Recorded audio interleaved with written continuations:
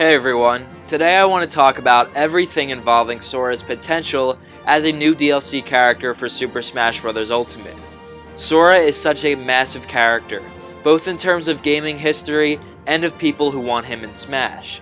There's no doubt he's one of the most highly requested characters for Smash and has been for over a decade. His moveset potential is almost limitless from how many games Sora has appeared in, so there's a lot to work with here. In this video, we'll be covering everything involving Sora's inclusion in Super Smash Bros. Ultimate. Everything we cover will be segmented into parts, which you can see on screen here with timestamps if you'd like to skip ahead. Now without any further ado, let's get right into it. How Sora gets into Smash. So, how does Sora get into Smash? Well, the simple answer would be he's a highly requested character that they went out of their way to make happen. But let's get into the details, which involves a theory of mine. If we take a look at the Fighters Pass, there's a pattern here. Two of them are retro characters, being Banjo and Terry. We don't have to worry about them right now. But looking at Joker, Hero, and Byleth, we can find something. What these three have in common is that they're all contemporary characters who originated within the past 5 years. The real pattern between these three characters is that each one had a big release on the Nintendo Switch after they were put into Smash. Joker has Persona 5 Scrambled coming to the Switch later this year. Hero had Dragon Quest XI, which came out a few weeks after his release in Smash.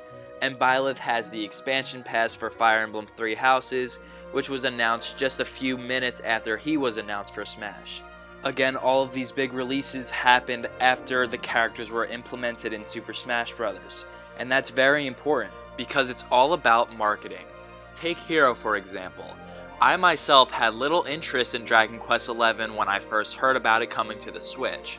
But after they announced and released Hero, and after I played him in Smash for quite a while, I decided to give the game a shot and bought it day one. Now take Incineroar for example. I'm not sure many people went back to play Sun and Moon after playing Incineroar in Smash, and that's the whole philosophy. It's the idea that playing a character in Smash first builds an inclination to play their upcoming releases for that character. Playing a character in Smash builds excitement around that series, and will get people to buy games that they otherwise wouldn't have, especially if the game is coming out. Because we have all the time in the world to go back and play an old game, but do we ever do that, or do we forget about it? In that case, Nintendo's not growing. So it really makes sense for Nintendo to prioritize the character first. You get a new character in Smash, people play and like the character, then they see their game is coming to the Switch soon, so they decide to get the game. It's as simple as that. Now that doesn't mean that games that are already on the Switch are 100% out of the running, but I do believe this is something to take account, especially in Sora's case. Because not a single Kingdom Hearts game is represented on the Switch, and I think that tells us something.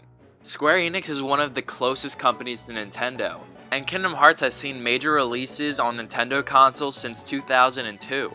Kingdom Hearts has 4 entries of the series on Nintendo consoles, and I don't think there would be any issue collaborating with Nintendo. With Square's push to streamline the series on both PS4 and Xbox, it's shocking we haven't seen some kind of collection on Switch by now. Even if they didn't want to put Kingdom Hearts 3 on the Switch for some reason, it still doesn't really make sense why they've been holding off on Kingdom Hearts 1.5 and 2.5 on the Switch. I mean, this is the Kingdom Hearts fanbase we're talking about here. We have bought multiple consoles just to play the next entry in the series. If Kingdom Hearts 2 was on the go, Switches would be flying off shelves. Surely this isn't 100% concrete proof, but the way I see it, I don't know why they would wait so long to put such a massive and profitable series on the Switch if they had no plans to further market it by putting Sora in Smash. So, how does Sora get into Smash? Sora gets announced as the 6th DLC fighter. Much like Joker, he'll be used to promote the rest of the Fighters Pass because of how mind-blowing this character is. He'll also be coming with the Kingdom Hearts collection on Switch, along with Kingdom Hearts 3 coming somewhere down the road. Nomura even said himself that after Kingdom Hearts 3 gets released, that they will look at the possibility of putting Kingdom Hearts 3 on Switch. Kingdom Hearts 3 released a year ago, and it's been awfully quiet. Just like how there was no Three Houses representation in Smash before Byleth got announced. And while of course we can't know anything for sure, the stars might be aligning after all. Sora can be in Smash.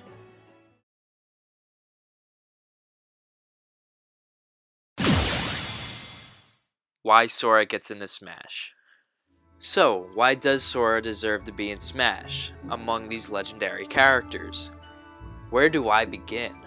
I'll make this section brief because a lot of people want Sora in Smash already, but to start, let's look at the series itself. Kingdom Hearts has been one of the biggest RPG series since its inception in 2002. People like myself have literally grown up and been raised with this series.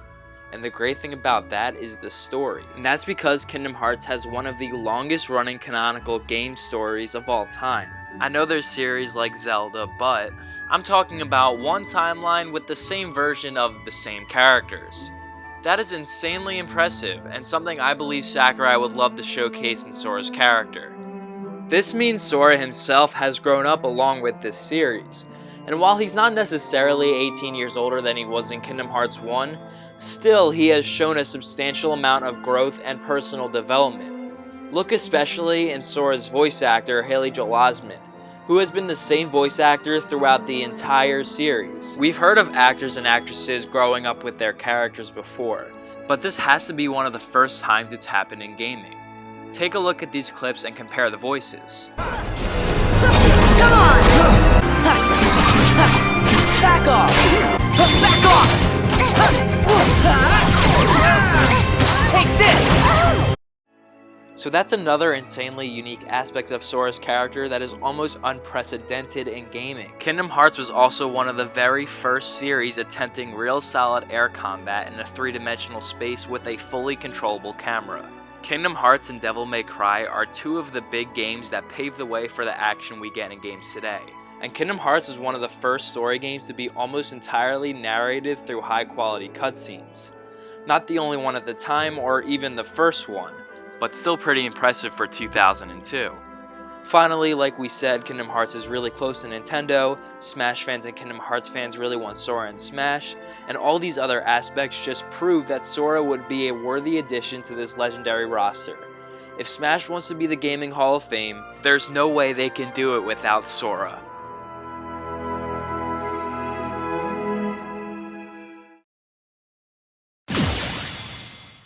The moveset. Alright, this is the moment you've all been waiting for. We're going to talk about everything from jabs to specials, smash attacks, all that good stuff. Sora has actually been playable in some form in every Kingdom Hearts game except for Birth by Sleep and 0.2 Birth by Sleep. Essentially, Sora has more than enough moveset potential to pull from here. With that in mind, we are still going to be mainly pulling from the numbered titles since they have the most solid combat systems. However, we will see some of the side game mechanics sprinkled in through Sora's moveset. To start off, let's look at Sora's battle stance, which is what is featured every time Sora is playable in a game. Sora uses this battle stance in every iteration he appears in, and it will work well in Smash. Sora hunches over with the Keyblade in hand ready to fight. Next, Sora's roll will be his signature dodge roll. Dodge roll is an integral part of Sora's basic gameplay. It might be a bit slower than the average dodge, but it will also take him far. Next up is Sora's jab. Sora's jab will be based off of the beginning game combo of any Kingdom Hearts game without any combo modifiers.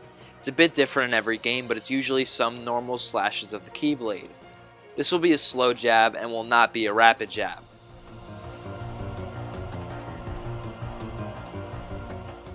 Sora's up tilt will be aerial sweep. Sora will lift off the ground slightly to attack opponents above him. This can be found in Kingdom Hearts 2 and Kingdom Hearts 3 and will be a good mix-up tool.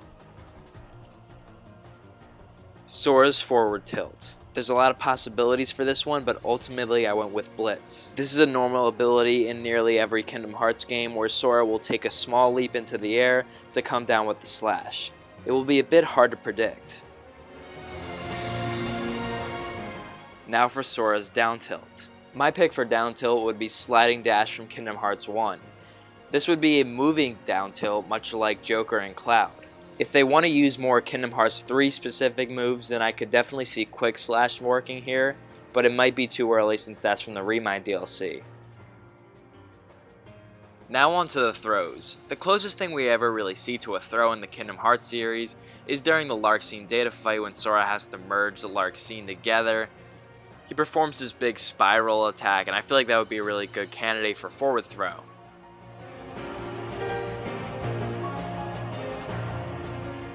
This one's real basic, but Sora's going to use those big feet of his to just throw down opponents and stomp right on him.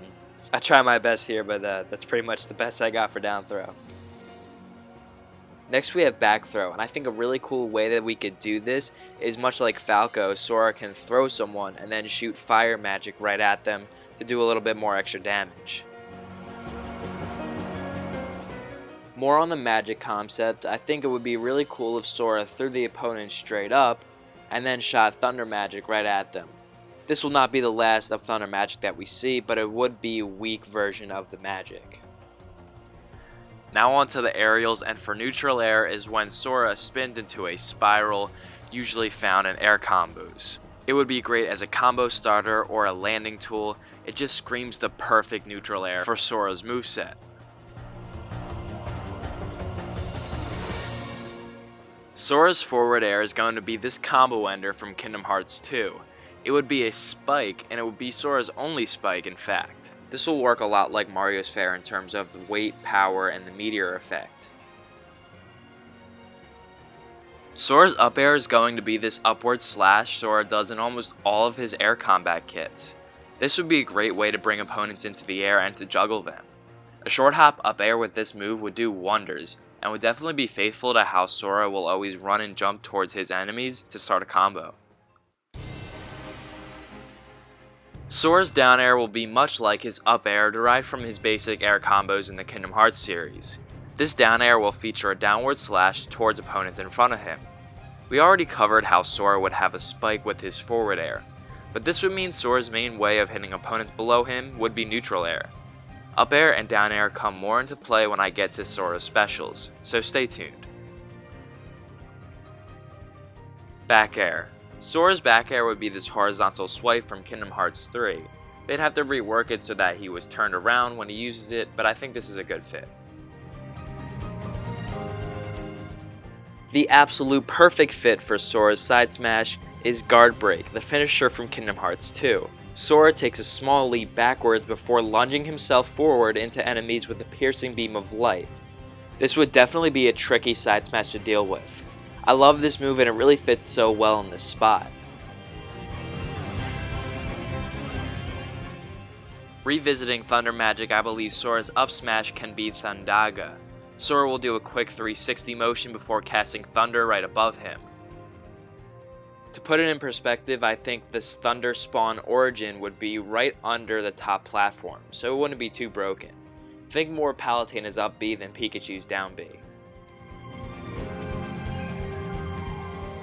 Sora's down smash is another really perfect fit, which would be Explosion from the ability featured in Kingdom Hearts 2 and 3. They would likely have to nerf the general radius of this attack so that it's not too overpowered, but overall I think this is a great potential down smash for Sora. So by now I'm sure you all have wondered in the back of your heads if I'll mention the Disney debate. Well, I will right now briefly.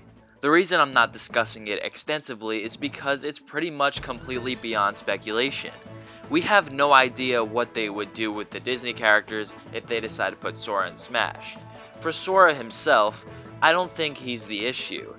Sora is an original character from an original video game, so I don't really think he's the problem, which is good. But for Donald and Goofy, there's the hard part. Disney characters have appeared in other games before, but I really feel like it's going to be 50-50. If anything, they could say those are the versions of Donald and Goofy that directly originated from Kingdom Hearts. And that's true, by the way. These versions of Donald and Goofy have existed separately from their main iterations for the past 18 years. So, if they do decide to put Donald and Goofy in, then I believe some variation of Donald's magic and the Goofa world will be Sora's neutral B. Every time you press B, they alternate. This will not only represent Sora's longtime companions, but also the party member system in general. This might sound like it's too good to be true, and maybe it is, but multiple times Sakurai showed us that nothing's impossible. But just so we stay objective, here's another possibility. Sora could have a blocking mechanic. Essentially, it would just be a standard counter, but Sora blocks, and then you could use Reprisal.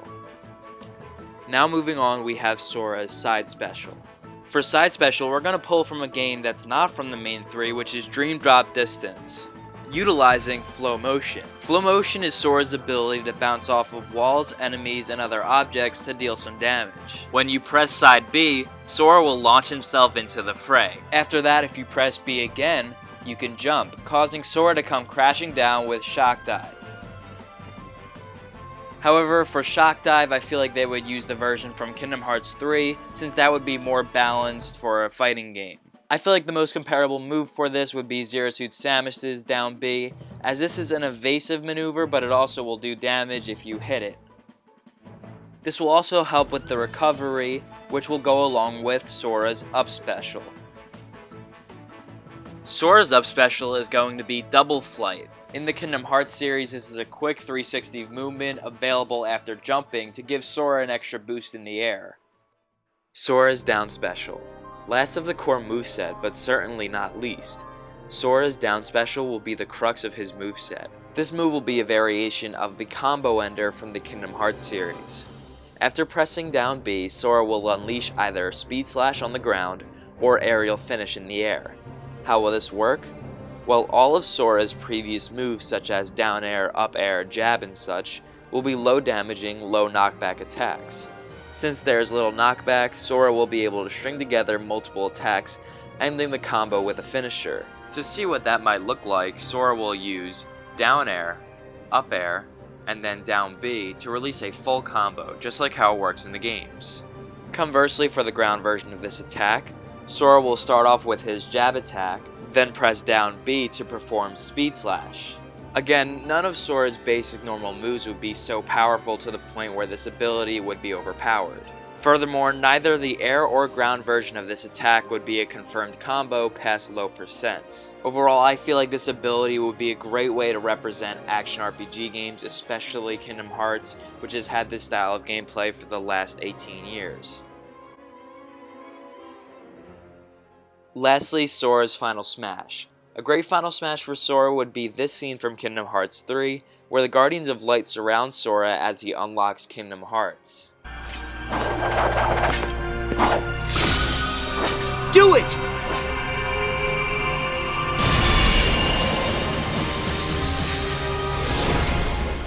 This is similar to Hero and Mega Man's final smash, where they feature a wide array of characters from their series since they have a lot of beloved characters, and that definitely fits the bill for Kingdom Hearts. Before we totally move on from the moveset, there are some miscellaneous things I'd like to cover. For one, I do believe Sora would be decently fast. He's pretty speedy in his game, so I don't see why they would make him slow, especially if his normal attacks aren't that strong to provide for the combo ability. In Kingdom Hearts 3, Sora could climb pretty much any wall in the entire game, so I think it makes sense to give him a wall jump. Sora can also glide, and he's been doing this since the first Kingdom Hearts game. This was definitely a big step in terms for exploration games having such a free way to explore the world, so maybe it's possible that they want to add that into the moveset, but it's a long shot because that would be pretty overpowered. Overall, that's my idea for Sora's moveset in Smash. I know there's a lot of overlapping ideas with a lot of people discussing this topic, but that's why Sora would be great in Smash, because there's so many perfect abilities for this game. Overall, I think this moveset would be a great way to represent the character and the series in Smash.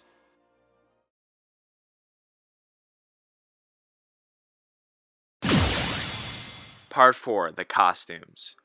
Starting off with the default costume will definitely be Kingdom Hearts 3 Sora. For the second alt, Sora will get a bluish costume to represent Riku. His hair will not turn gray because we'll get to that later. For the third alt, Sora's costume will turn pink for Kairi. Sora's fourth alt will turn a mixture of red, gray, and black. His hair will turn white and his eyes will turn yellow. This will be representing Master Xehanort, the villain of the series. Earlier I spoke about how Sora has shown substantial growth in terms of look and character through the Kingdom Hearts series. This is a very unique aspect of the character that pretty much only Link can relate to. So I think Sora's two other main iterations will appear as special costumes. So I believe the fifth alt will be a special costume, which will be Kingdom Hearts 2 Sora, complete with a new render and everything. Sora's 6th alt will be the Kingdom Hearts 2 costume, but with colors that represent Roxas. Roxas originated in Kingdom Hearts 2, which is why I believe the alt will be on the Kingdom Hearts 2 Sora costume. The 7th alt will showcase Kingdom Hearts 1 Sora with a special costume much like the Kingdom Hearts 2 costume.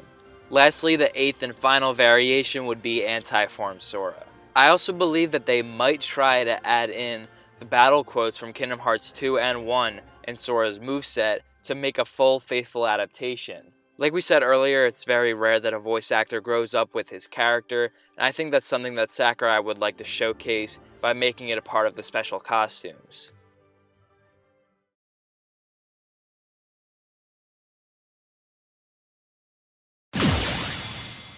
The stage. The Kingdom Hearts series undoubtedly has so many amazing world locations.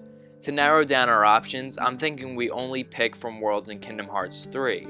And with that, I have 3 options. The first, and my personal pick, would be Twilight Town. I love this world, it's iconic, and it's stayed relevant throughout the whole series. I could see them doing a traveling world idea for this too, like they did for Yggdrasil's altar, or if they go the extra mile, they could do a kind of Delfino Plaza thing. That would be awesome.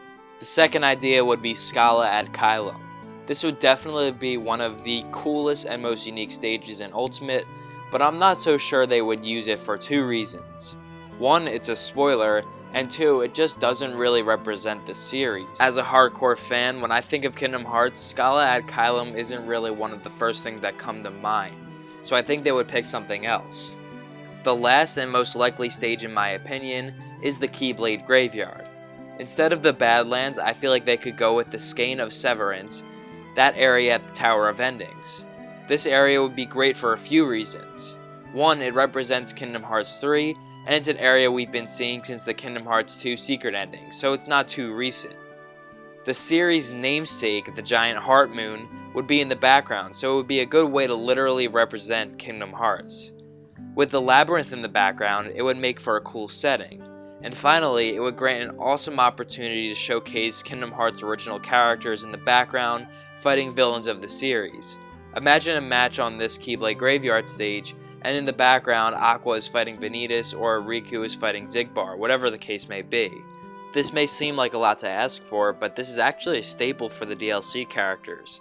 The only DLC character to not have background characters on their stage is Hero, and that's likely because of a mixture of Hero representing multiple Dragon Quest games, but also that his game was fairly recent.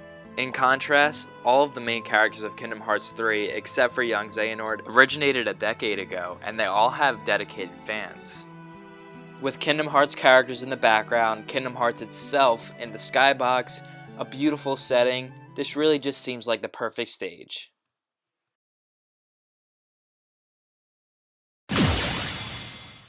The music. Kingdom Hearts has some of the best music in gaming, without a doubt. Mainly because of legendary composer Yoko Shimomura working on the games. Yoko has worked on Smash multiple times, even making a song for Terry, so she could probably do a lot for Smash. This is unlikely, but I'm going to put 13 music tracks on this list just to represent all the games. So let's begin.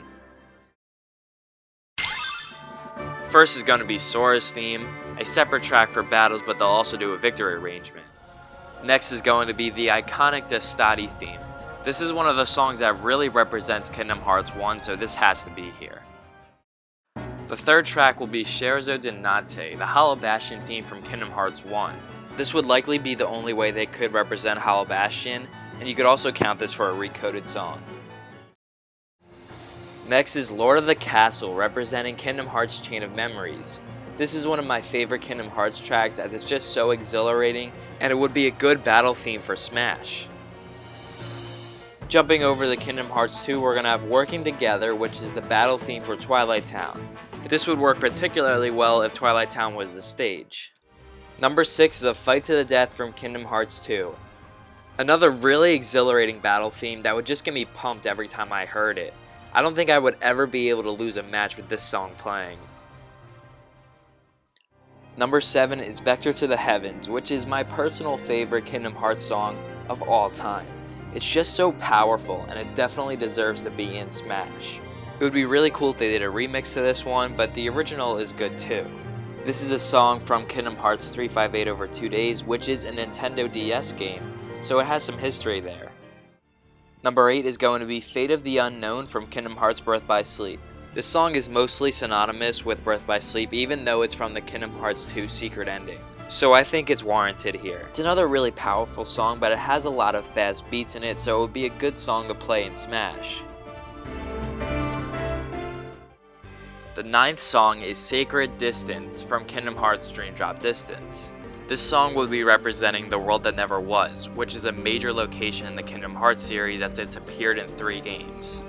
It's a bit slow, but we have plenty of songs in Smash that are slowish, so I don't think this would be too much of a problem.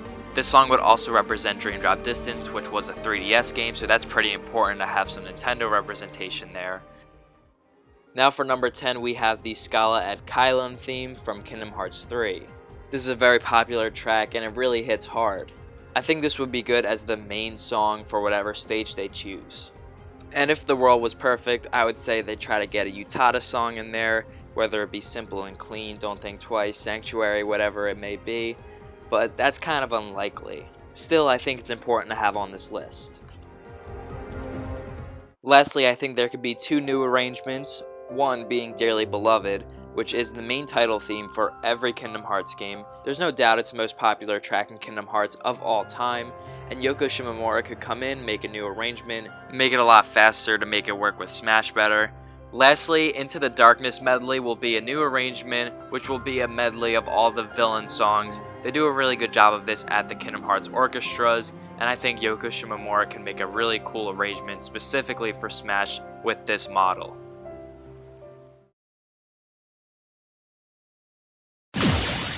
Classic Mode. The last section of this video is going to be covering Sora's Classic Mode run. Sora's Classic Mode will be specifically themed and labeled as the World Tour. A huge aspect of Kingdom Hearts is Sora, Donald, and Goofy going around various Disney worlds. Now with Sora in Smash, he'll be visiting the worlds of Nintendo, accompanied by Duck Hunt representing Donald and Goofy, and a party member from that world. Sora can go to New Donk City with Mario by his side to defeat Bowser, then he'll travel to the Great Plateau accompanied by Link to stop Ganon, then he'll team up with Pokemon Trainer to put a stop to Mewtwo's antics. There's a lot of possibilities here, it represents Kingdom Hearts so well, and I would really love to see this happen.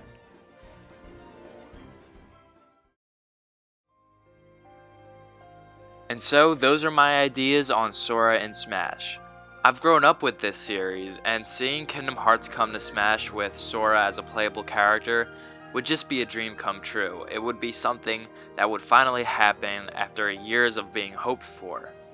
Having Sora come to Smash, seeing what we discussed in this video, would just be truly out of this world.